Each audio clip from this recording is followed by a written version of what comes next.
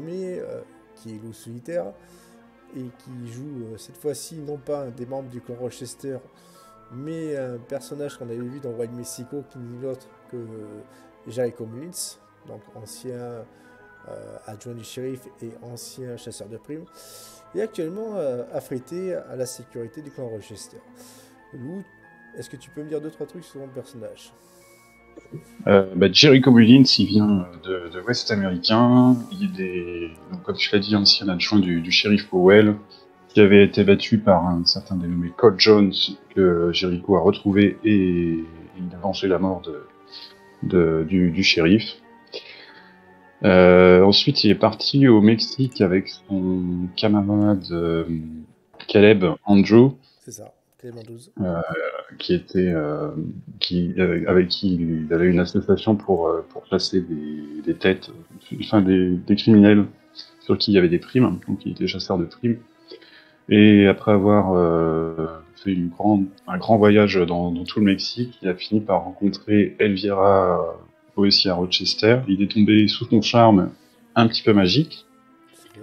et il a fini par trahir son ami Caleb et à rentrer au service des Rochester par un contrat de sang.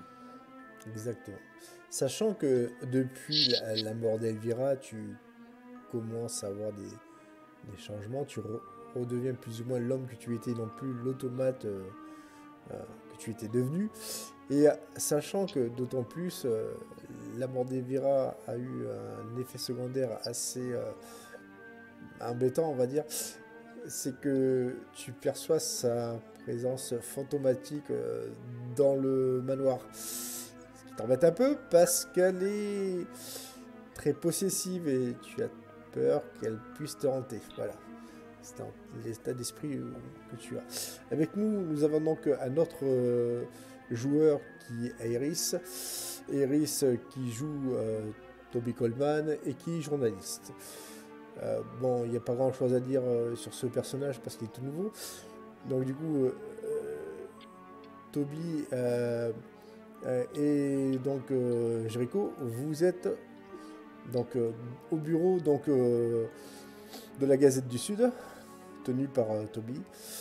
Et toi, Toby, tu as donc Jericho qui travaille pour les Rochester. Et quelle va être ta première question que tu vas lui poser pour ton article? Euh, euh, Sachant qu'il y a des ouais, élections, que le clan Rochester... ouais.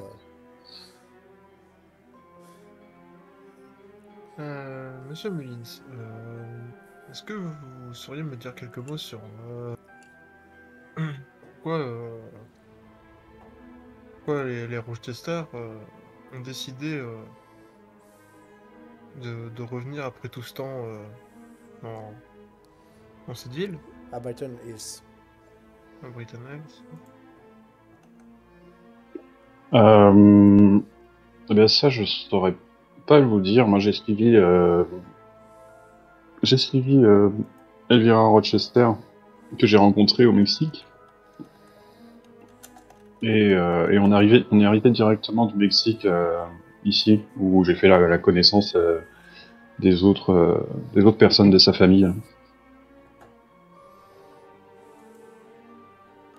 Et depuis, j'ai été affecté à la garde du manoir, à l'organisation de la sécurité. Il y a un fait notoire au niveau des derniers jours qui ont eu lieu, c'est-à-dire l'incendie présumé au manoir Rochester. Sachant que on pouvait l'apercevoir de loin, ça a fait un grand scandale, mais dès le matin, il n'y avait aucune trace. Les gens commençaient à se poser des questions et du coup, mon cher Toby, tu es peut-être amené à poser des questions par rapport à cette affaire à Jericho.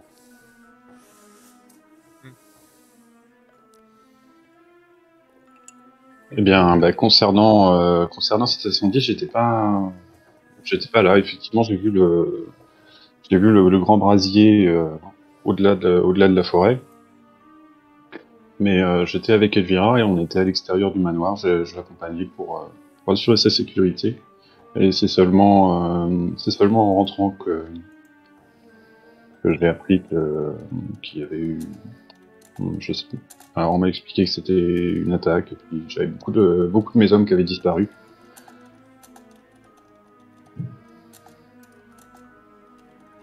Hmm.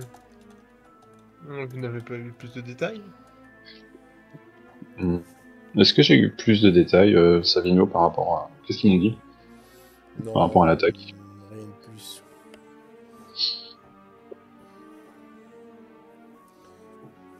Si ce n'est qu'ils avaient, enfin, ton service d'ordre de l'époque avait repoussé une bande de paysans, on va dire réfractaires à l'arrivée des Rochester et qu'il n'y avait pas eu de mort et que tout s'était bien passé.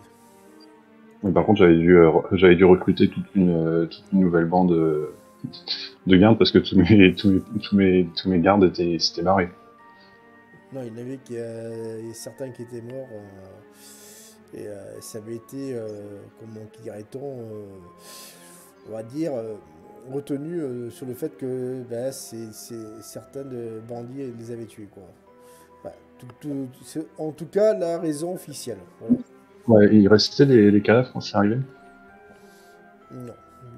Certains ils étaient tous enterrés, pour la plupart, officiellement, au niveau de la crypte Rochester, par avec les frais et la grande gentillesse et la grande générosité de cette famille. Ils les mettent même dans la crypte familiale. Tout à fait. Ouais, c'est goldé, hein. Ouais. Eh bien, de ce que je peux vous en dire, c'est que le retour, apparemment, la famille Rochester est assez mal vue dans la région. Ça peut-être, vous pourrez peut-être m'en dire un peu plus de la raison pour laquelle ils sont mal vus. Et certains anciens sont venus faire le coup de poing et puis il y a eu l'affaire a dégénéré, il y a eu quelques morts. Ah, Toby, Et dis-moi, oui, non, vas-y. Et mais bon, les obsèques étaient, enfin tout était arrangé. Et quand je suis arrivé, les personnes étaient déjà enterrées. Ce que je peux vous en dire, c'est que j'ai dû retourner en ville le lendemain pour trouver des nouveaux gardes. Ok, donc Toby, tu vas me faire un premier jet d'intelligence. Un jet d'intelligence.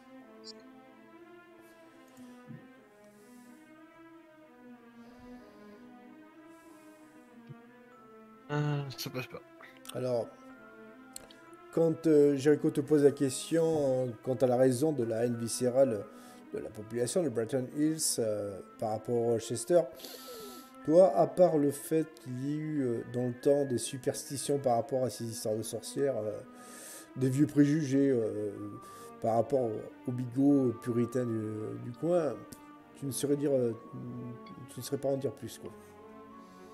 Sachant que toi, ton personnage est, enfin, tu es plus porté vers l'avenir et surtout tu t'intéresses plus aux élections qui vont avoir lieu d'ici quelques jours.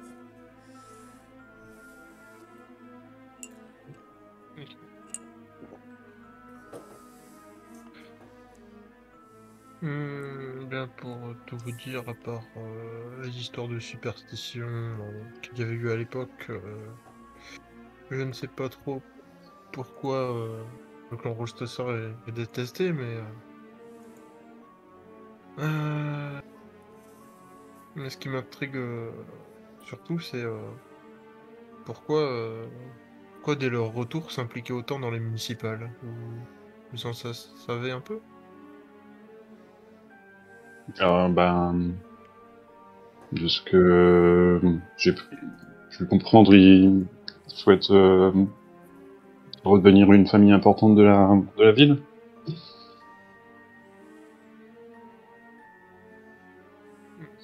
Et dans les archives des journaux, vous n'avez rien trouvé par rapport à ce qui a pu se passer avant avec cette famille? Alors, Toby, toi, non, tu t'es jamais vraiment intéressé à la question. Donc, Euh, Bah non, je n'ai pas, je ne sais pas trop à ce sujet-là. par contre, fais-moi un deuxième jet d'intelligence, Toby. Même toi, j'ai quoi hier.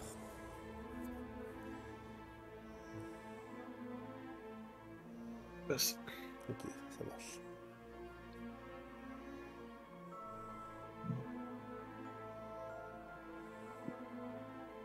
Ça passe aussi. Ok. Alors, vous discutez, vous essayez d'analyser mutuellement la situation. Et à un moment, d'un commun accord et ayant un consensus commun par rapport à cette affaire, vous comprenez que le maire sortant, donc le juge McGregor, qui est très ancienne école, qui est contre le progrès et, et qui redoute le succès donc, du jeune maire Lawton qui cherche des appuis par rapport à cette ville, à essayer de la redynamiser. D'ailleurs, c'est pour cette raison qu'il a fait venir le maire Lawton pour lui montrer la ville. Et il espère donc par conséquent avoir donc des futurs contrats donc pour relancer l'économie. Donc, chemin faisant, vous comprenez que l'arrivée des Rochester est une aubaine magnifique pour Monsieur Lawton et un cheveu dans la soupe pour McGregor. Ouais, qu'est-ce qui nous fait penser ça? Bah, qu'ils aient, parce que simplement parce que les Rochester ont plus ou moins fait comprendre qu'ils voulaient être du côté de Lawton, quoi. Ah, d'accord, ok. Officiellement en tout cas. Ouais.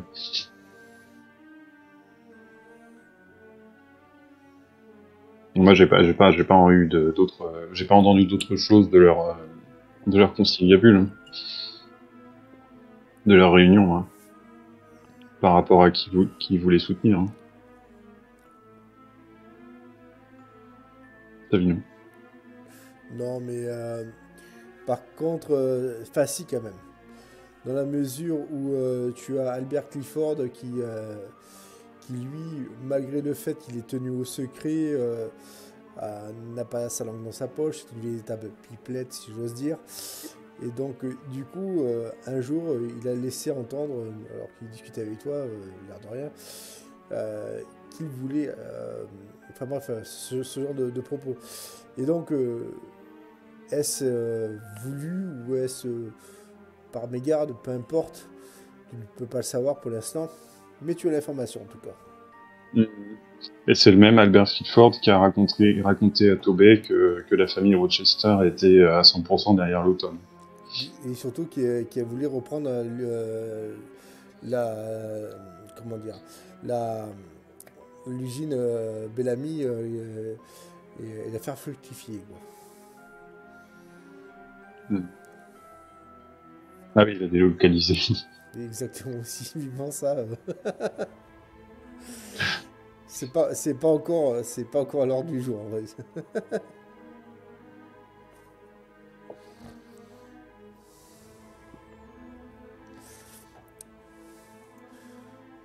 Et donc,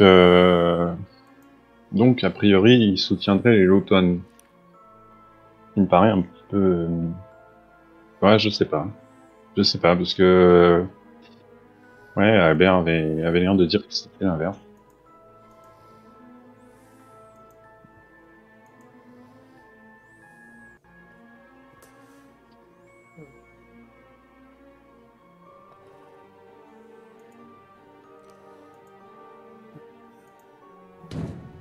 Ah, je t'entends pas, Tobé.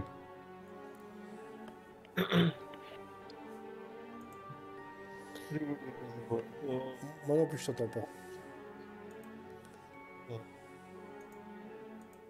Attends, je vais te Pourtant, je t'ai mis à 100%. Mm. Utilisé? Ouais, de temps en temps. Mm. Ouais. Ok, très bien, je vois. Euh, Toby, tu entends quelqu'un qui a frappé à ta porte. ah, Que fais-tu? excusez, je vais aller voir. Tu ouvres et tu reconnais un homme que tu avais vu au meeting de Monsieur Lawton. Cet homme n'est nul autre que le gouverneur Werner Patterson.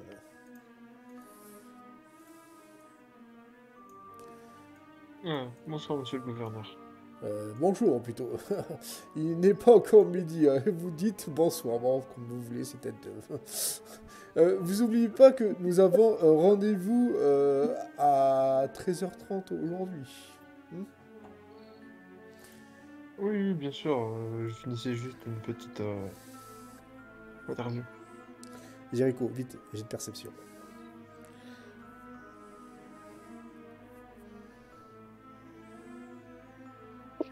Allez, ça passe. Ok, en fait, tu vois donc que Toby ouvre la porte. C'est la porte d'entrée de cette demeure. Donc du coup, tu as un visu au niveau de la rue. Je tiens à préciser. Et tu reconnais au loin un homme assez patibulaire que tu avais vu au salon dernièrement. Une espèce d'homme assez bien charpenté, qui n'est autre que Stephen Belfors. Et cet homme-là est de tous les mauvais coups, si tu vois ce que je veux dire. Et il semble observer le gouverneur avec une certaine attention. Que fais-tu?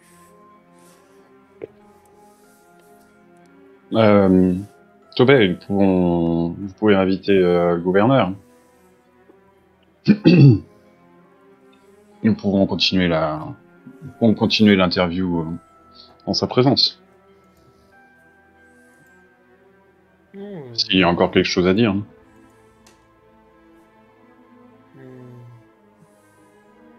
Mais je vous avoue que pour le moment, je n'ai pas d'autres questions.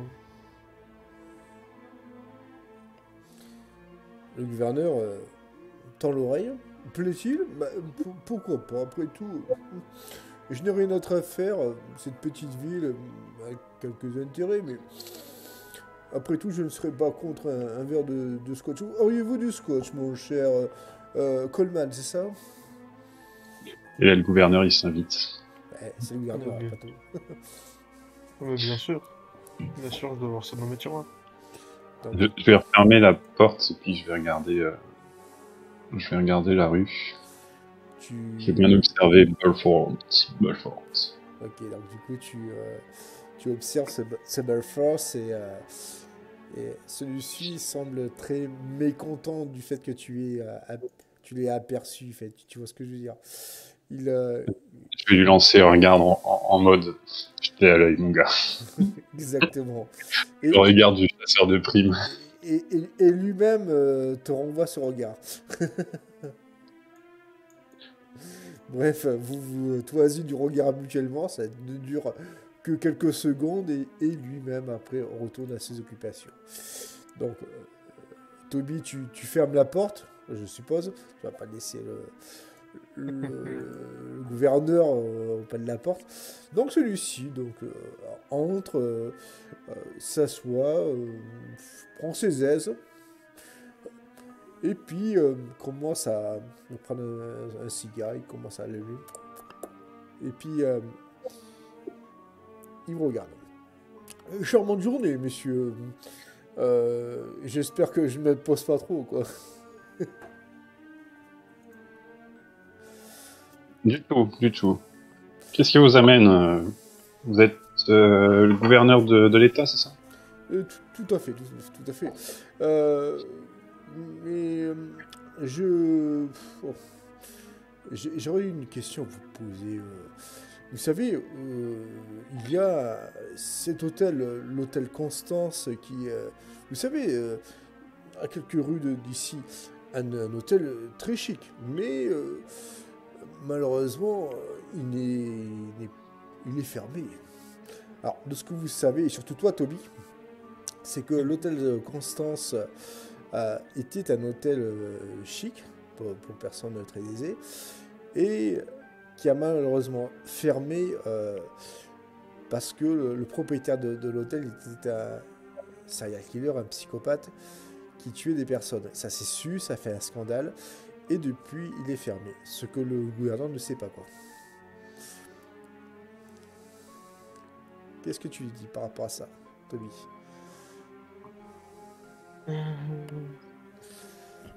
Eh bien, son établissement a fermé il y a déjà quelques temps à cause d'un scandale.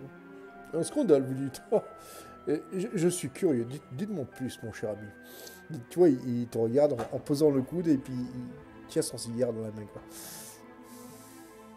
Tu connais quoi comme détail exactement du coup? Ah, mais tu connais tout le détail, hein. Tu sais qu'il est l'ancien propriétaire l'avait, comme dirait-on, tenu pendant des années et surtout que c'est lui qui avait commis tous les meurtres jusqu'à qu'il soit découvert et qu'il soit enfermé et pendu. Ok. Eh bien, il s'avère que il a été découvert que le propriétaire avait commis une série de meurtres et que ben, il a été découvert et puis il a été châtié comme il se doit. Hmm, hmm, hmm. Intéressant, intéressant. Ben, puisque nous avons tout le temps jusqu'à cet après-midi, est-ce que ça vous intéresserait une visite de cet hôtel? Après tout, il est fermé. Nous n'avons aucun risque. Je suis moi-même assez curieux. Est-ce que vous acceptez de le suivre dans sa démarche?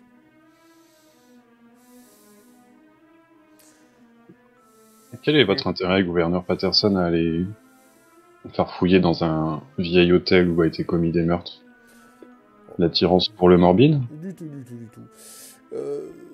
Et certes, l'endroit a été, j'oserais dire, sali, mais avec un petit coup de peinture, quelques rénovations, ça pourrait être intéressant.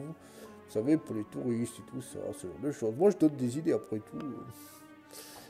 Et en fait, tu comprends aisément, Jericho, que... Tu peux racheter l'hôtel. exactement. C'est ça, en fait. Bien, mais je pense que je peux vous accompagner si vous le souhaitez. D'autant que ça pourrait être dangereux. Tout à fait. Et vous, mon cher journaliste, je pense que ce genre d'endroit pourrait faire un scoop, mais bon, même s'il n'y a plus lieu d'être, je pense pas que ça vous ait fait peur d'aller dans un vieil hôtel. Non, je pense que ça pourrait être intéressant. Ok, donc vous allez donc, enfin, vous êtes toujours dans ce bureau. Et toi, Jericho, tu es du côté de la fenêtre. Fais-moi un jet de perception.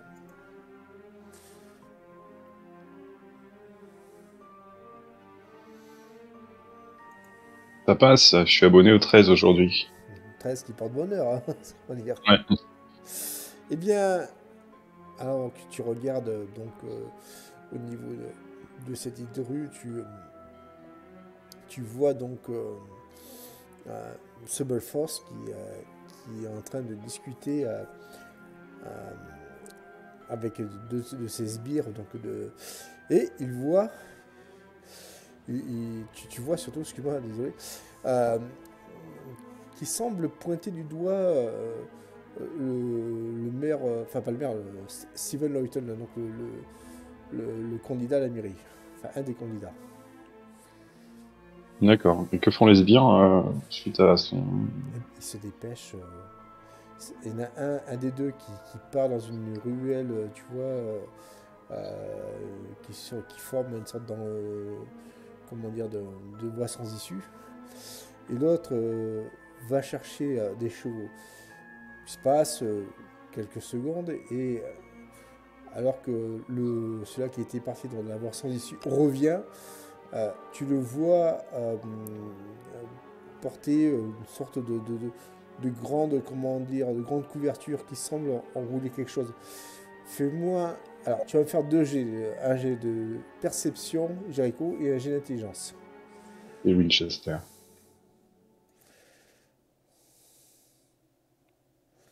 Perception. J'ai 65, 40, ça passe. Et jet d'intelligence. Ouais, et je devrais même pas te le faire, mais c'est juste pour. 51, ça passe. Et c'est assez grand, forcément, pour être de fusil. Ouais, je sais reconnaître des fusils emballés dans de la toile de jute. Exactement. Ouais, Il y a donc un de ces hommes, enfin l'autre qui revient, donc il est en train de revenir à cheval, quoi. Tobey. Je peux vous appeler Tobey. Oui. Est-ce que vous savez si le candidat Lawton a des ennemis en ville? Alors, à part le juge McGregor, tu ne saurais pas. Mais fais-moi quand même un jet d'intelligence, Toby.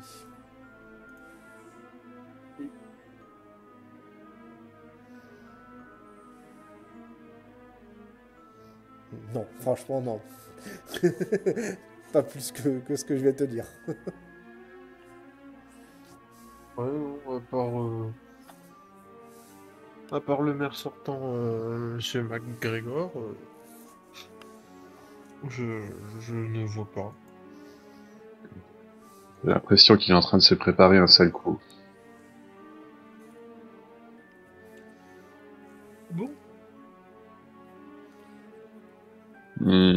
Il y a des gens de la pègre locale.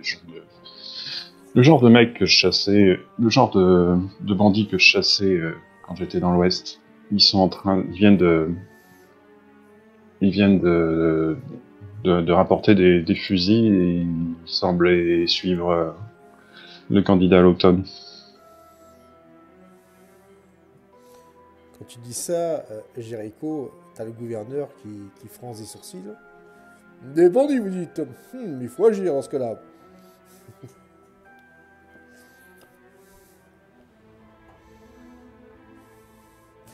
Ouais. Ouais. Oui, il faut prévenir les autorités. Exactement. Et tu vois donc le gouverneur il sort des locaux de la Gazette.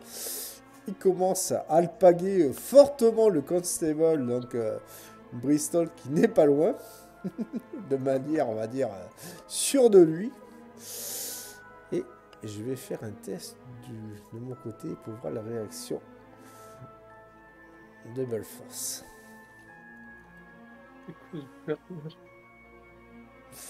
Ok.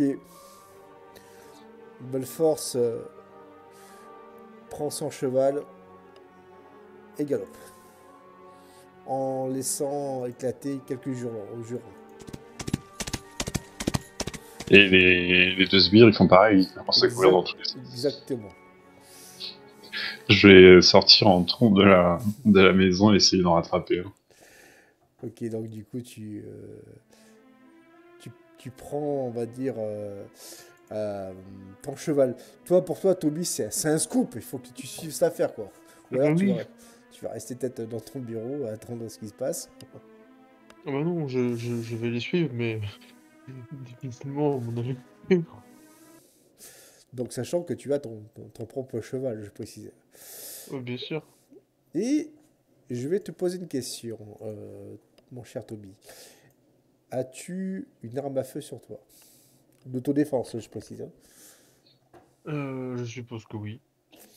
Sachant que la politique de Brighton Hills est une politique qui n'aime guère les armes à feu, tu vois. Mais on va dire que oui, quand même. Et donc, du coup, vous partez. Vous partez, tous les deux. Ça galope.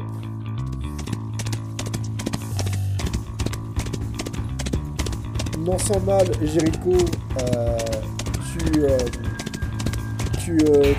pas loin, enfin tu les rattrapes. Hein. Fais-moi un jet de chevauche. Non, pas de chevauche. C'est un petit peu le son sur Tabletop.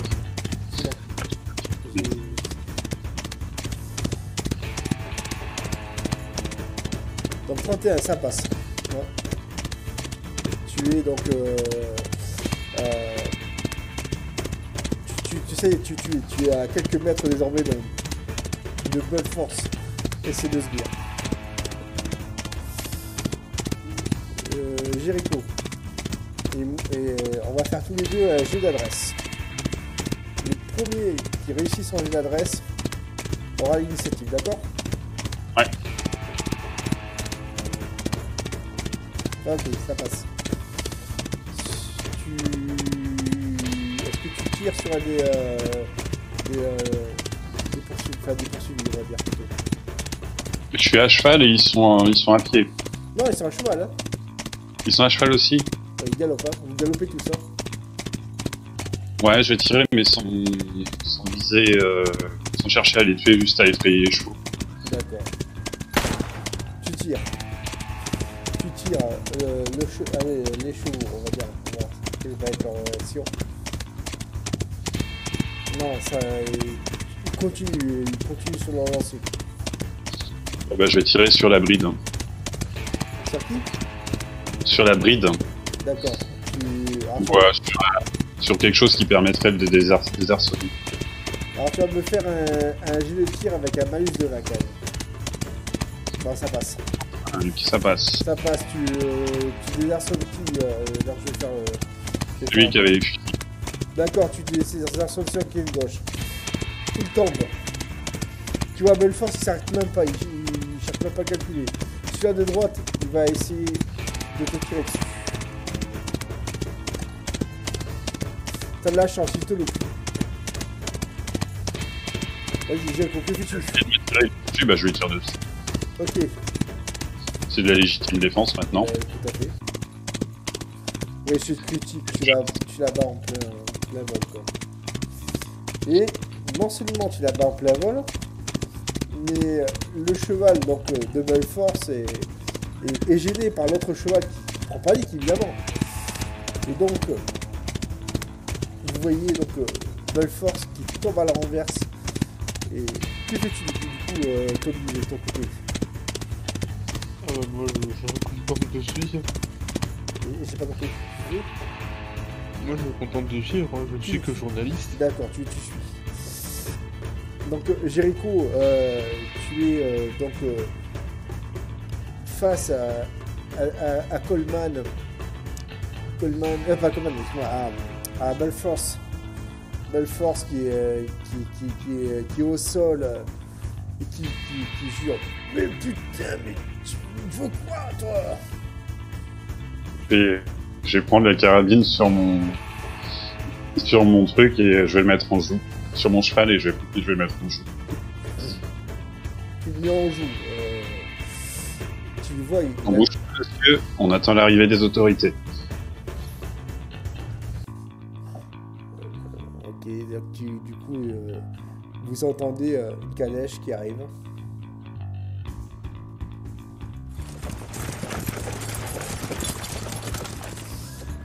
Et qui s'arrête. Vous connaissez aisément le gouverneur, avec forcément son chauffeur, parce que c'est pas le gouverneur qui conduit. Et à côté de lui, il y a le constable Bristol, avec quelques-uns de ses hommes. Hein. Et puis vous entendez donc le gouverneur qui dit qu'il lance mais bien, messieurs, je vois que l'efficacité de cette ville au niveau de la justice n'est plus comment dire, approuvé. Eh bien, mon cher Bristol, vous faites vieux. Attends, le Bristol, le constable, il n'est pas content. Ouais, je vais m'en occuper, monsieur. Bon, allez, en disant à ces hommes, à lui, allez, bouquez-moi cette canaille, et puis quand on mord, eh ben, le croque-mort sera son affaire. Bristol s'approche de toi, Jericho. Il hoche de la tête, d'un air de dire bien joué mon gars, quoi. Et il vous invite évidemment à le rejoindre à son poste de police pour témoigner de ce qui vient de se passer.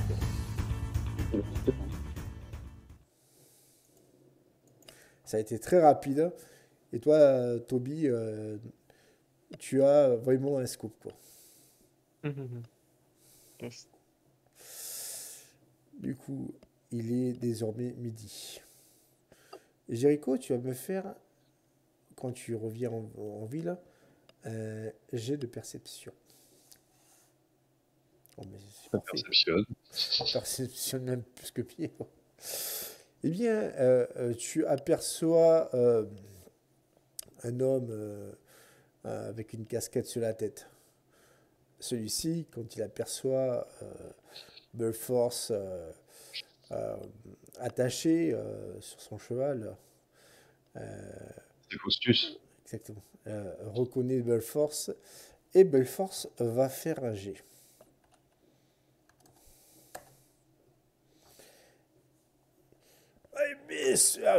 Allez, je avoue tout, mais l'autre là en face, il faisait aussi partie de la partie. Bristol est étonné. Qui est l'autre en face? Rochester. Eh bien, voyons. Monsieur Rochester, venez ici. Et donc, Faustus arrive, il est surpris. Et donc, forcément, il est appelé, non pas à être arrêté, mais à comparaître devant le constable d'ici cet après-midi pour s'expliquer de la situation. Mais nous verrons cela une autre fois. Pendant ce temps-là, Jericho et Toby, vous êtes félicités par le gouverneur. Le gouverneur vous invite donc à boire. Ouais, avant de quitter le constable, je vais quand même lui glisser que je suis au service de la famille Rochester et donc de Faustus. Non, mais. Ah oui, quand tu oui, tout à fait. Quand tu lis ça. Bristol, monsieur Bristol, ouais. Au moins, vous n'êtes pas un Rochester. Mais c'est pas grave, on verra ça plus tard. Et donc, ils embarquent donc Belforce et son comparse. Et vous voyez donc la population qui commence à s'amasser au niveau de la rue, qui essaie de comprendre ce qui se passe. Mais vous, que ce soit toi, Toby, et surtout toi, Jericho, tu es devenu, comme dirait-on, non pas le héros de la ville, mais les gens commencent à t'applaudir, ce qu'ils ne faisaient pas jusqu'à présent, quoi, sachant en autant plus que tu étais au service des Rochester. Donc le gouverneur donc, vous invite à son hôtel particulier, enfin c'est pas son hôtel à lui, mais c'est un hôtel où il loge, on va dire, parce qu'il n'est que de passage dans cette ville-là. Et est-ce que vous acceptez sa proposition? Ouais, moi je suis. Bien sûr. Ok. Tiens, Tobey, comment vous allez intituler votre article? Bonne question. Faut que je J'ai réfléchisse encore. une suggestion. La loi selon le Far West. Sachant qu'on est On a la Contesta, je précise.